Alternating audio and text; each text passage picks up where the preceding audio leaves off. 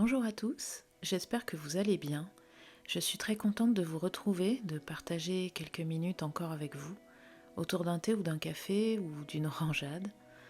Aujourd'hui, vous allez me voir réaliser un nouveau yokai puisque je suis dans ma série d'illustrations sur le folklore des esprits japonais. Ce yokai est assez méconnu, c'est pourquoi ce sera avec plaisir que je vous le présenterai. Il n'a pas très bonne presse et je vous expliquerai pourquoi. On abordera aussi la créativité, pourquoi j'aime tant les folklores et les contes, et on essaiera également de voir quelles solutions j'applique quand je suis dans une période de mou imaginatif.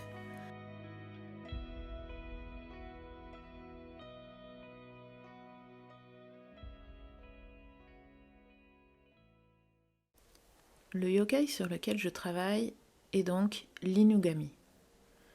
Comme je le disais, ce n'est pas un yokai très connu, ce n'est pas celui qui est le plus exporté ou trouvable dans les animés, etc.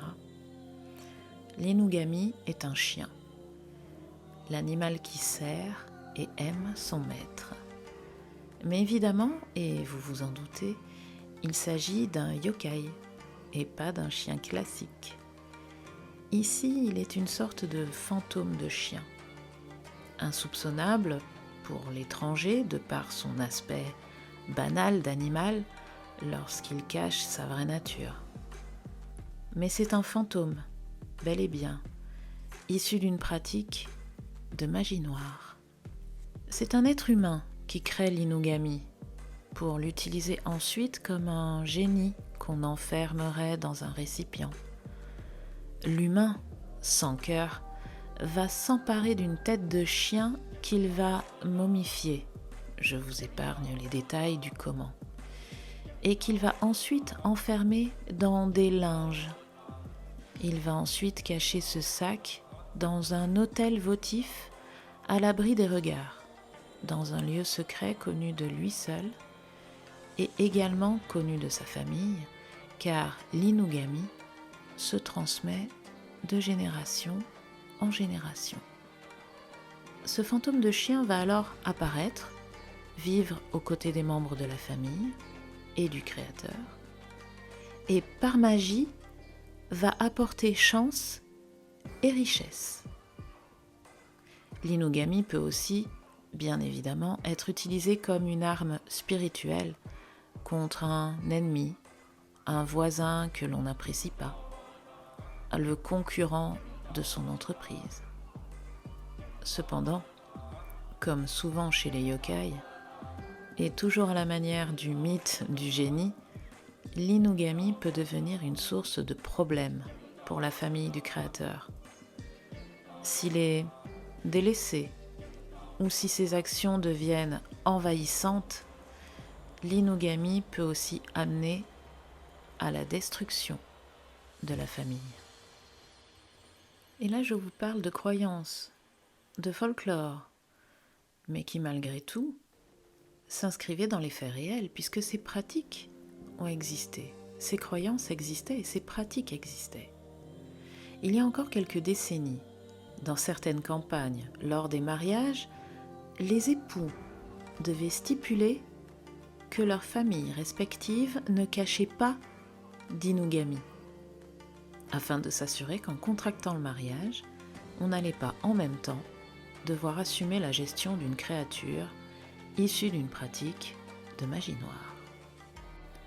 Voilà pour l'histoire.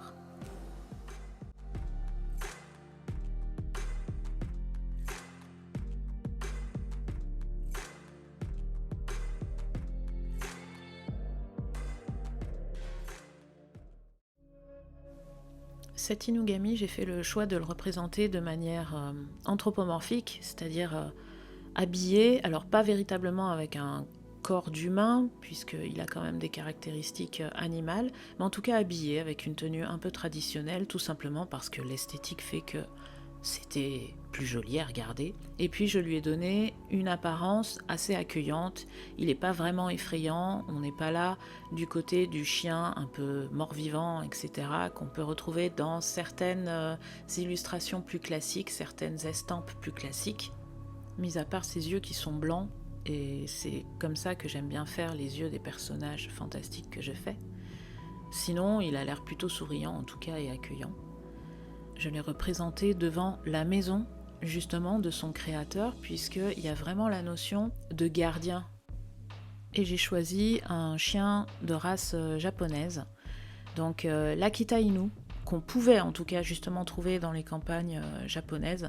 Il faut savoir que tout ce qui est Akita, etc., ce sont des chiens dits primitifs, donc ce sont des races anciennes. Et l'Akita Inu est un chien qui est assez costaud, puisque les mâles peuvent aller jusqu'à 30-34 kilos, donc c'est quand même pas rien. Et je voulais quand même un chien un petit peu imposant, et malgré tout avec la bonne tête des Inu, où on a toujours l'impression qu'ils sourient, alors qu'en fait ce sont des chiens avec un sacré caractère.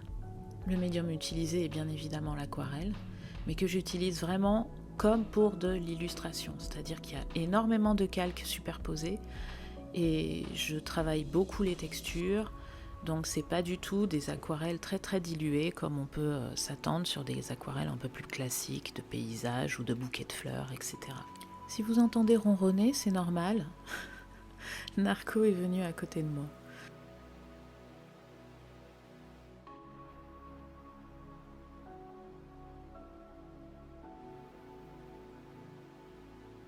Ce que j'aime chez les yokai, c'est la multitude de formes que ça peut avoir. Et c'est vraiment des créatures qui sortent de notre ordinaire ou de notre culture occidentale. On a vraiment des créatures complètement étranges. Un mur invisible. Alors celui-là, évidemment, je vois mal comment je pourrais le travailler à l'aquarelle. Ou des chaussures qui marchent à côté de vous. Ou simplement des bruits de pas. Tout ça, ce sont des yokai. Il y a les lanternes volantes aussi, qui parfois ont une langue qui sortent et qui vous poursuivent. Vous allez avoir comme ça des créatures vraiment qui vont complètement changer de ce qu'on a l'habitude de voir dans nos contes à nous traditionnels. Et puis ensuite, on y trouve des esprits, des fantômes, comme par chez nous, qu'on retrouve dans nos contes traditionnels à nous, plus occidentaux ou plus nordiques. On trouve aussi des créatures animales avec des pouvoirs qui sont bénéfiques, qui sont diaboliques, qui vous veulent du bien, du mal. Et ce qui est plutôt sympa avec les yokai, c'est qu'il y en a beaucoup qui ont une espèce d'ambivalence. En fait, ils sont ce qu'ils sont, c'est tout. Habituellement, quand on croise un yokai, ça se finit quand même rarement bien. Surtout si on croise les fantômes japonais. Un fantôme, normalement, est quelqu'un qui a subi une mort violente. Et dans ces cas-là, ça ne sert à rien de vouloir essayer de trouver une solution pour lui, car en fait, ils n'ont plus du tout de logique. Ils sont enfermés dans la rage. Cette rage d'avoir subi un outrage. Et donc à partir de là, ce ne sont plus des êtres avec lesquels on peut discuter. Et habituellement, quand on les croise, ça se passe pas bien.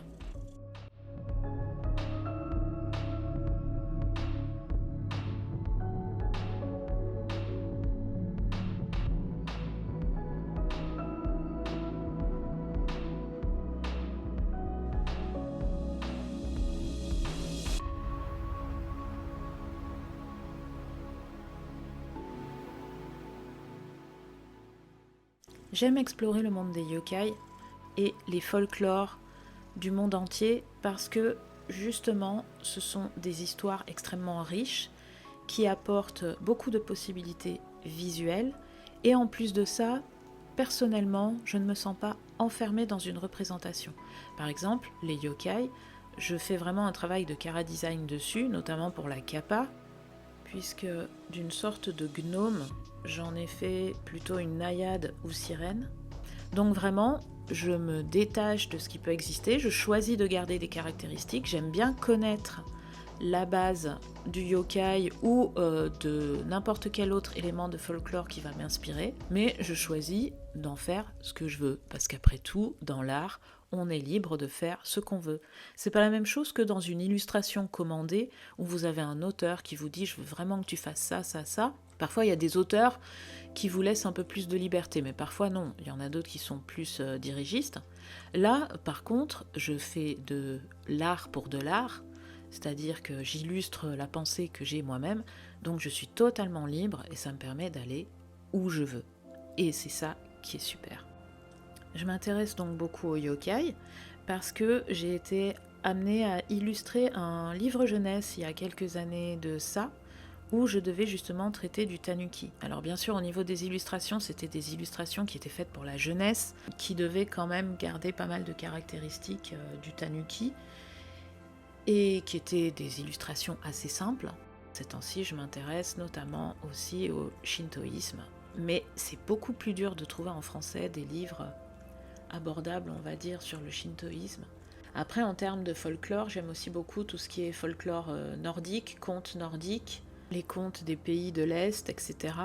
J'ai déjà un peu travaillé sur Baba Yaga, donc c'est vrai que tout ça, c'est des choses qui permettent une réinterprétation, parce que c'est pas figé dans le temps.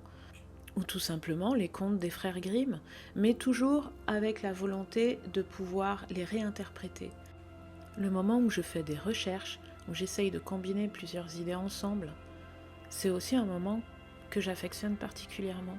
C'est pas directement le moment où on va prendre le crayon ou les pinceaux, c'est le moment où on va simplement faire des recherches, lire des choses dessus, avoir des images mentales. Et puis du coup, on va commencer à poser les premiers croquis. Alors, je vous ai montré mes croquis, souvent ça ressemble à rien du tout. J'hésite pas à voir les interprétations les plus anciennes possibles. Notamment pour les yokai, souvent ce sont des estampes qui datent de l'époque Edo. J'évite par contre de regarder tout ce qui est interprétation récente qu'on peut trouver sur internet, sur Pinterest, d'artistes contemporains. Alors parce que j'ai envie d'avoir ma propre maturation et pas avoir des images déjà créées ou des images mentales faussées par ce qui s'est déjà fait ces derniers temps. Donc si je veux partir de représentations, je cherche les plus anciennes qu'il peut y avoir sur tel ou tel conte, tel ou tel folklore, et après je fais mes propres combinaisons.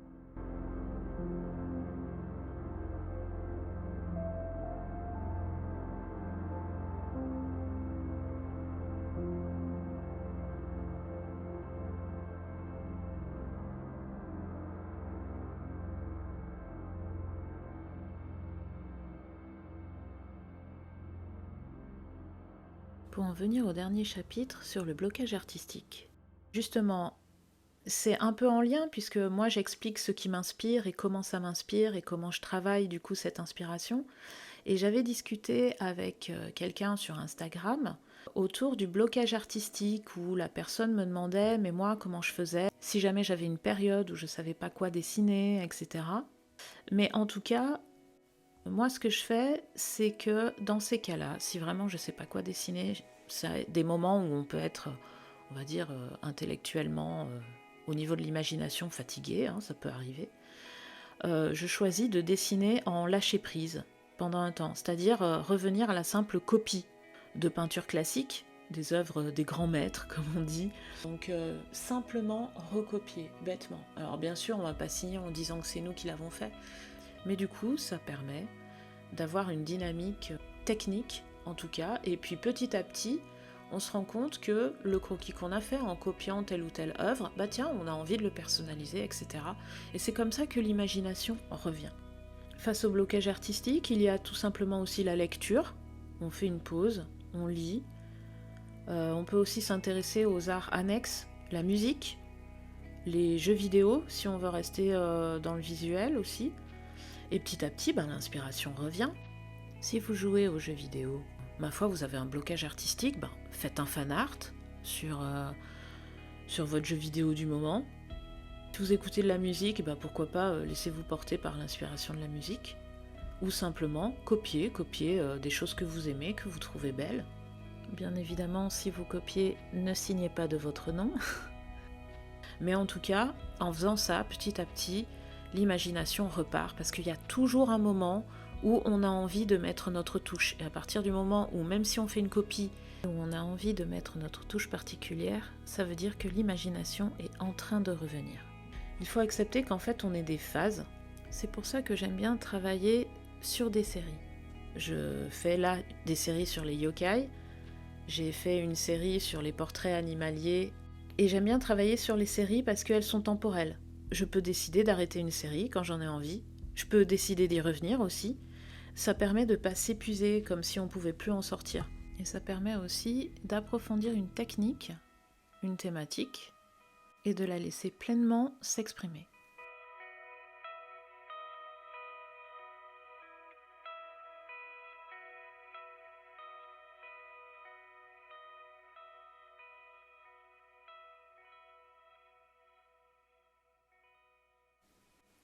Ces temps-ci, clairement, tout ce qui m'intéresse, tout ce qui fait naître chez moi des images mentales, qui me fait rêver, c'est vraiment les contes. Voilà, je suis tombée en plein dedans durant toute cette période, j'y suis encore. J'adore les lieux étranges, enchanteurs ou inquiétants, parce que je suis quelqu'un qui adore les films d'horreur et qui adore les histoires aussi qui font peur. Mais ça m'empêche pas d'apprécier les décors qui sont beaux ou magiques dans le sens positif. J'aime bien les histoires de créatures aussi. J'aime bien les histoires liées au passé. Donc c'est pour ça que les contes et tout ce qui est folklore des temps passés m'inspirent beaucoup. Et en termes de lecture, je vais plutôt rechercher des lectures où le personnage principal va se retrouver dans des endroits un peu étranges, ou alors il va y avoir une notion d'aventure, avec ou un lieu récurrent, ou au contraire un voyage, mais toujours dans un univers qui peut surprendre, en fait.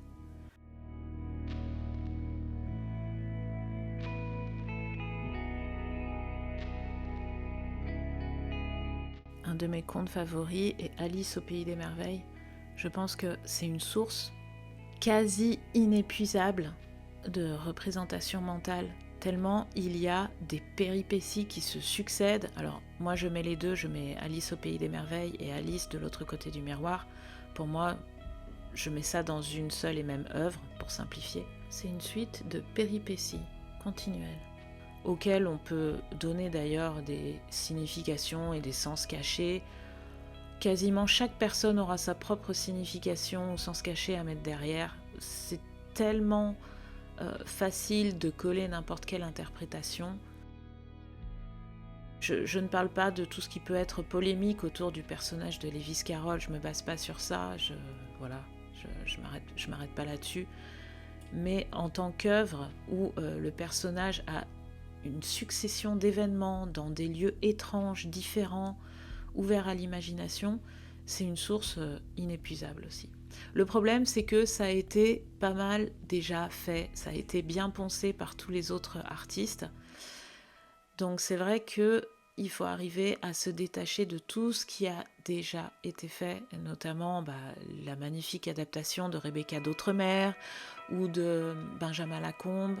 Mais c'est vrai que si vraiment on a zéro inspiration, repartir d'un classique comme ça, faire des illustrations de passages qui ont peut-être beaucoup moins été traités par d'autres, et il y en a pas mal, c'est vraiment une mine quasi inépuisable pour relancer une machine d'imagination qui peut être bloquée.